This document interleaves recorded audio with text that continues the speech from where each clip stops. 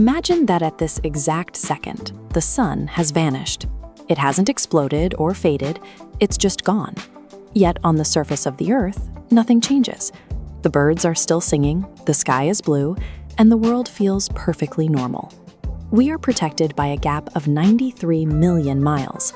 Light is the fastest thing in the universe, but crossing that distance still takes time, roughly 8 minutes and 20 seconds.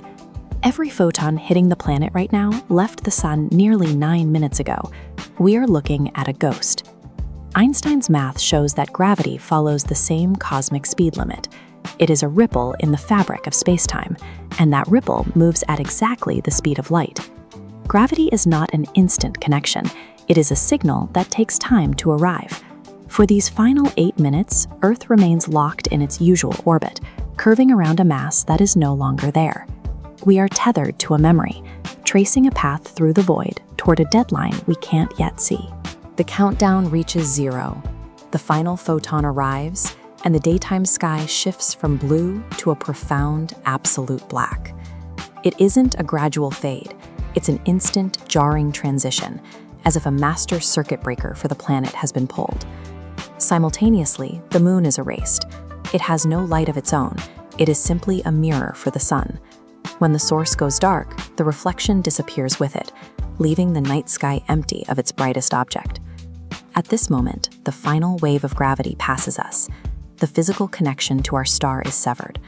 Earth is no longer a planet in orbit.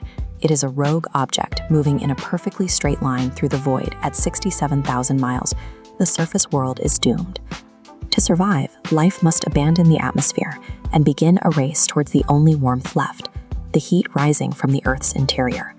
The surface temperature drops with brutal speed. Within days, the global power grid fails under the impossible demand for heating and light. The infrastructure of modern civilization collapses as the outside world becomes a deep freeze. This microscopic life is the first to go. Phytoplankton rely on sunlight to fuel the chemical reactions of photosynthesis. When the lights go out, these organisms die, causing the marine food chain to collapse from the bottom up. Within a few weeks, the surface is a starving, sub-zero tomb. The biosphere we recognize, the world of forests and fields, is over. Survival now depends on finding energy sources that don't come from the sky. After roughly 2 months in the dark, the oceans begin to freeze. The ice starts at the poles and slowly advances toward the equator, eventually sealing the entire surface of the world's waters. As the ice thickens, it functions as a thermal blanket against the vacuum of space.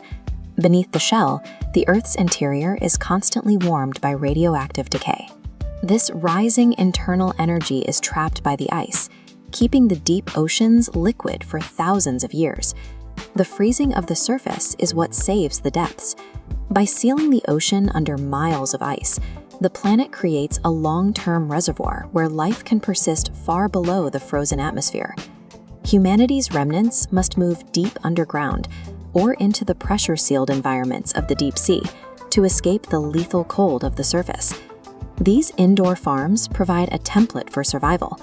By using geothermal heat to generate electricity, isolated communities can power artificial lights and grow food hydroponically. Agriculture moves from the sunlit fields into high-tech subterranean bunkers. Nuclear submarines serve as self-contained habitats.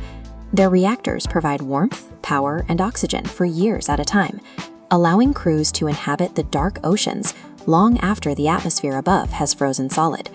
Human survival is now a matter of engineering.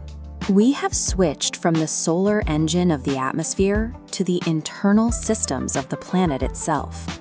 At the very bottom of the ocean, there are ecosystems that never needed the sun. These hydrothermal vents mark spots where the Earth's internal heat is escaping into the water, carrying a rich mix of minerals and chemicals. Life here uses chemosynthesis. Instead of harvesting light, specialized microbes extract energy directly from chemical reactions.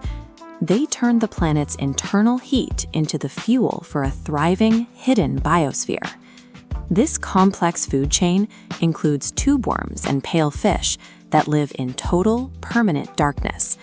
For these creatures, the disappearance of the sun is a non-event. Their world is powered by the Earth, not the stars. While the sun-dependent world perished in a few weeks, these deep-sea organisms continue their lives unchanged. They are the primary survivors of a rogue planet. Thousands of years later, Earth is a silent ball of ice drifting through the interstellar dark. The atmosphere has frozen and fallen to the ground, leaving the surface exposed to the deep cold of space. Below the frozen crust, the water remains liquid. This sanctuary is sustained by the planet's radioactive core, which provides a steady flow of heat that works independently of any external star. In this dark ocean, life persists.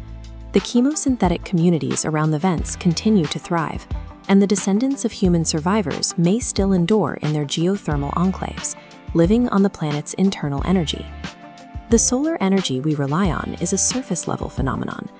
While the sun drives our weather and our current agriculture, the Earth's core contains a reservoir of radioactive heat that will persist for billions of years. In the void of space, the planet carries its own source of life deep within its heart.